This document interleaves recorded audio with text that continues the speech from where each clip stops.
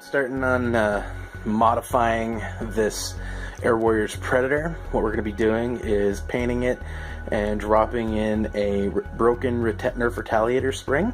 We're also adding a laser pointer to it because once you start adding stuff like the Retaliator spring, this thing shoots like a beast. So, yeah, popping out the little clip lock that's in there when it's loaded to stop the bullet from falling out the barrel, because we're using Nerf bullets in this, not these guys right here. First step is going to be popping off this little blue piece here and then taking out all the screws and taking off that thing, and then the whole thing will kind of come apart. So it's one of those little reminders that you're going to want to know. This part here that sits on the back is actually glued on, so you have to very slowly just kind of remove it from the part there. And now at this point, now that it's all taken apart, we're going to be taking off the stickers and sanding down all the detail on there just to make it look more pretty later. So anyway, that's the plan right now. And it's probably a better idea to not do what I did and just make sure to take out this stuff first, because then that way it's not going to rattle and rock, and then that way you can just fully wash the thing and all that after you sand it. So we're sanding off with the grinders, just all the pattern on there just to clean it up, and then we're going to use a finer grit sandpaper and make it a little smoother. So that's where we're at now. And we've already taken apart the garbage Retaliator. Next step is going to be spraying the gun with silver spray paint. We got some of the pieces painted already. I'm keeping the orange tip on the barrel just for the legal reasons and the fact that we're at church, so I should probably try to obey the law. Anyway, so keeping that orange tip on there, but that's obviously spray painted silver.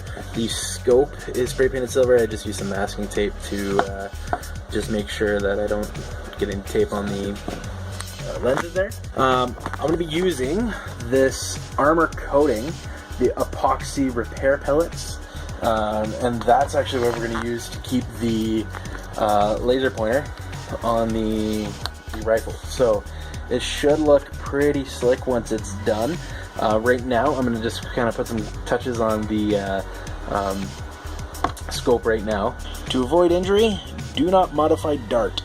Good thing I am not modifying the dart, because we don't want anyone to get hurt. So the paint's not just fully dry yet, but the one step I realized I didn't do was adding the epoxy putty and before trying to paint everything. So thankfully I'm not too far along in the process here, because I already got this masking taped off, so this paint isn't even going to matter in a second when I take it off.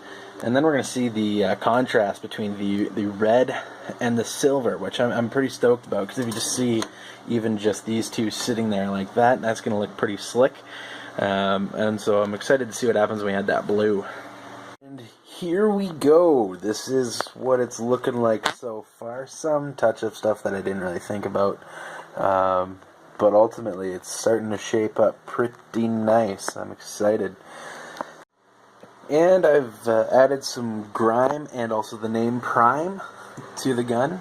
And as I realized I was doing the blue and black color scheme, that this will be a primary weapon. So named after Optimus Prime, it is going to be pretty sweet. So just added some weathering, and so between using just the claw of a hammer and also using just a brush and using the foam brush thing, applying weathering all throughout. So the black, you just put black paint that's watered down all over it and then wipe her off, and then gives you just like that grimy kind of look, but gives it that less perfectionist. So I just need to touch up there just to give it some better appeal, but otherwise just adding some just little nuances here and there to the bottom of the gun just kind of gives it just that little look that you're looking for. It is the final ensemble. We'll do a firing test against this original model. The scope is different just because the scope is off a different gun. The perk of actually this bigger scope off an older model of these guns is that it aims down, so when you're shooting at a distance, the scope is actually going to be more accurate than this one. However, the firing capacity of this one is going to be substantially higher, and yeah, you're gonna notice how insane it is pretty quick.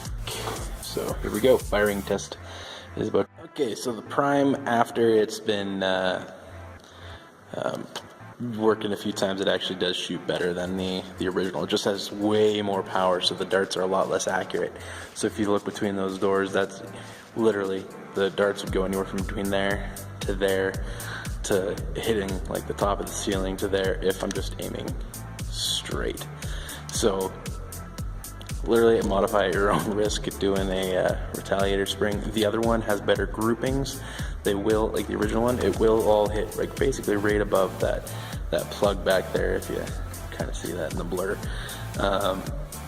And so from this distance, which is about 40 feet, so maybe 50 feet, but that gives you an idea. Have fun modifying.